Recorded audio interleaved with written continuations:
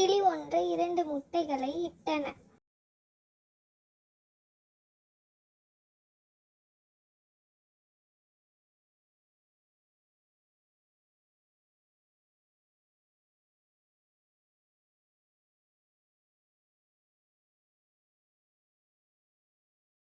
பின்னர் கூடும் கட்டியது. அந்த 2 முட்டைகளுக்கோசும் கிளி அங்கங்கே சென்று இலைகளை எடுத்து வந்து வீடு கட்டி முட்டைகளை அதன் கூட்டிற்குள் வைத்தது.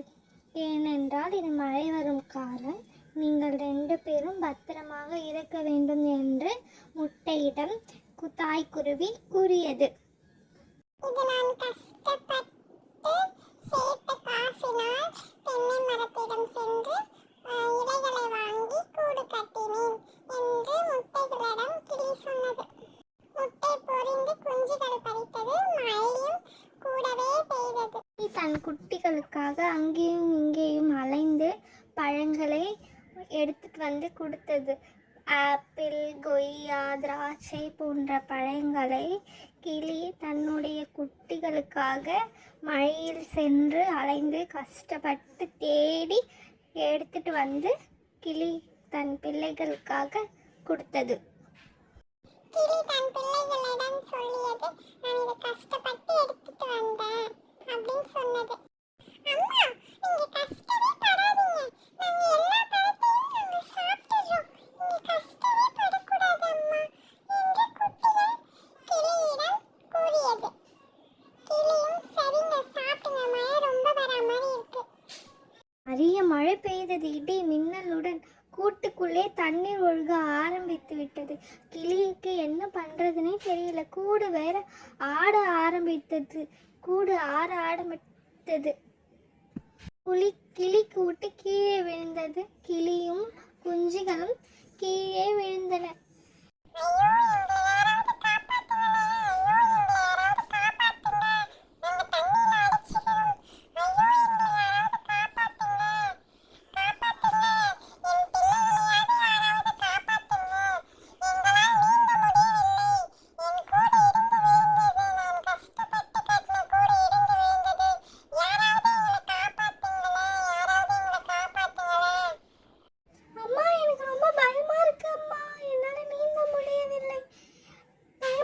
பயப்படாத, அம்மா கூட இருக்கேன், நீ பயப்படவே கூடாது. பயப்படாத, நான் உங்களை காப்பாற்றுகிறேன்.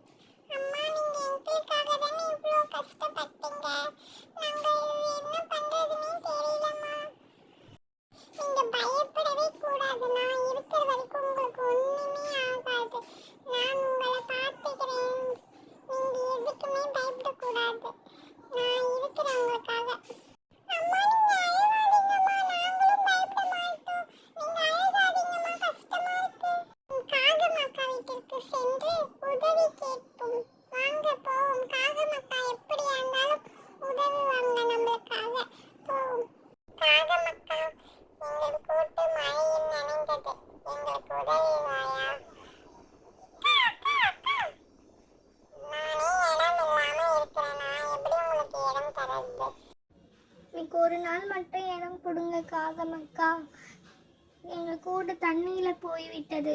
இன்னைக்கு ஒரு நாள் மட்டும் நாங்கள் தங்கிக்கிறோம். காலையில் பறந்து சென்று வேறு கூடு நாங்கள் தேடி சென்றோம். எனக்கு பிள்ளைகளை வைத்து எங்கே போவது என்று தெரியவில்லை காகமக்கா.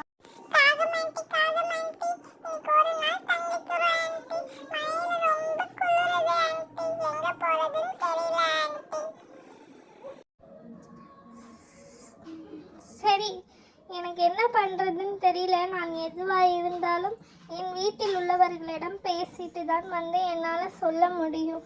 ஆனால் இங்கே இடம் சின்னதாக தான் இருக்கிறது. நானே கஷ்டப்பட்டு இந்த வீடை கட்டினேன். என் வீட்டுக்கு இப்போ எதனா ஆயிட்டுன்னா என்னை யார் உள்ளே சேர்த்துப்பா? நான் யோசிச்சுட்டு தான் உங்களுக்கு நான் சொல்ல முடியும். சரி வாங்க, கொஞ்ச நேரத்துக்கு உட்காருங்க உள்ள. சாப்பிட்டீங்களா இல்லையா? 3 பேரும் மழையில சாப்பிட்டீங்களா இல்லையா? ஏதாவது சாப்பிட்றீங்களா? எப்படி உங்க கூடு மழையில போய் விட்டது? அப்போ நீங்க கொடுத்த காசு, சேகரிச்ச காசெல்லாம் வைத்து நீங்க நல்ல கூடு கட்டவில்லை என்று நான் நினைக்கிறேன். அதனால தான் உங்க கூடு மழையில நான் மழையில போய்விட்டது. சரி வாங்க நம்ம இங்க இருந்து செல்லலாம். வேற வீட்டிற்கு நம்ம போலாம்.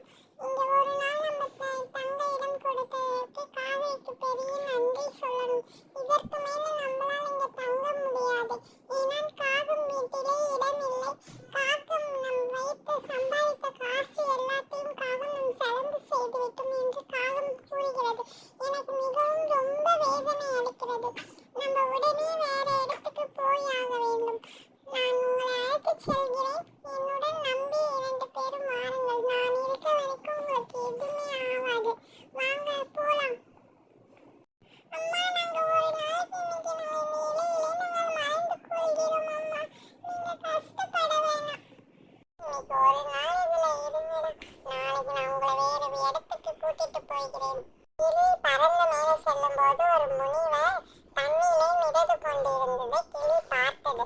உடனே அந்த முதியவரை காப்பாற்றலாம் என்று கிளி யோசிச்சது. முதியவரிடம் போயிட்டு முதியவரே முதியவரே என்று கூப்பிட்டது. ஏன் இதுல போகிறார்? அவர் பேசவே இல்லை. முதியவரே முதியவரே என்று கூப்பிட்டது. முதியவர் எழுந்து பார்க்கும்போது அவரை தூக்கி ஒரு இடத்தில் வைத்தது. நான் ஒரு புக்கு படிக்கும் முதியவர். நான் புக்கு படித்து கொண்டிருக்கும் போது மழை மிகவும் நிறைய பெய்தது. என் புக்கை மழை தண்ணியில் விழுந்தது. அந்த புக்கை எடுக்கிறதுக்காக மழையிலே குதித்து விட்டேன். என் கூட்டும் மழையிலே போய்விட்டது முதியவரே. என் குழந்தைகள் மழையில் நனைந்து கொண்டு இருக்கிறார்கள். எனக்கு என்ன பண்றதுன்னு புரியவில்லை. கவலைப்படாத, நான் உனக்கு ஒரு வழி சொல்கிறேன். நான் மழையில் போகும்போது நீ எனக்கு உதவி புரிந்தாயா? இங்க பார், இந்த முட்டையில இருக்கு. நீ பயப்படாத. நான் உங்களை பார்த்து கொள்கிறேன் என்று முதியவர் கழுகு குருவியிடம் கூறியது. எங்களுக்கு ஒரு வீடு இருந்தா போதும் முதியவரை, வேற எதுவுமே வேண்டாம். நான் கட்டின வீடு மழையில் போய்விட்டது. நீ ஒன்றும் கவலைப்படாதே.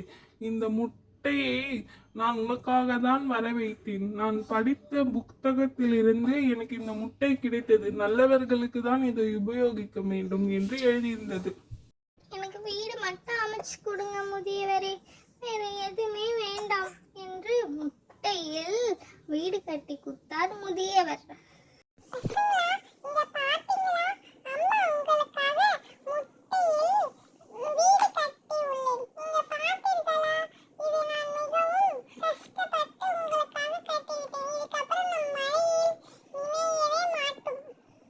வாங்க கவிதா, லட்சு 2 பேரும் சாப்பிடலாம். அம்மா உங்களுக்காக சமையல் செய்து கொண்டிருக்கிறேன்.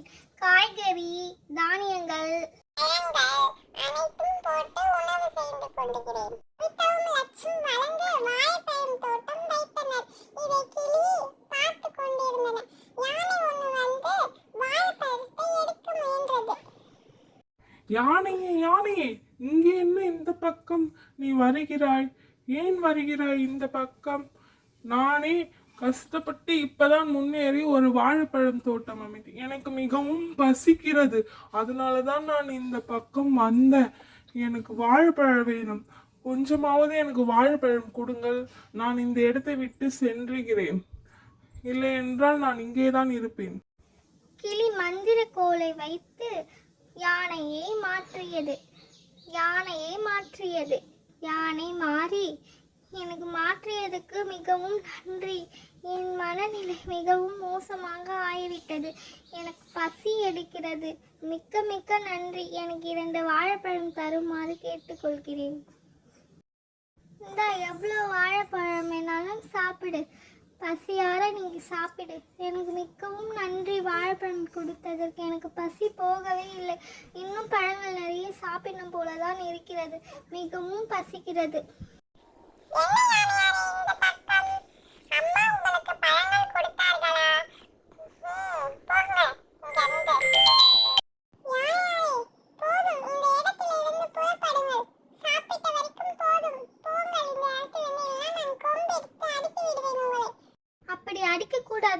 யானை நம்ம கிட்ட ஒரு உதவி கேட்டு நம்மளை தேடி வந்துள்ளார். போதும் உதவி எல்லாம். இந்த இடத்திலிருந்து புறப்படுங்கள், இல்லைன்னா நான் அடித்து விடுவேன் என்று லட்சுமி குருவி பொருத்தியது.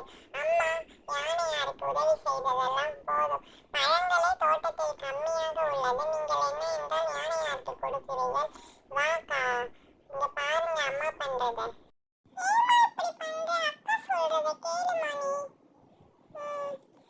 சரி, கேட்கிறேன். கிளம்புறோம் நாங்கள். மறுபடியும் சமைத்துக் கொண்டிருக்கும் போது பச்சைக்கிளி வந்து உதவி கேட்டது. கதவு தட்டது. கதவு திறங்க, கதவு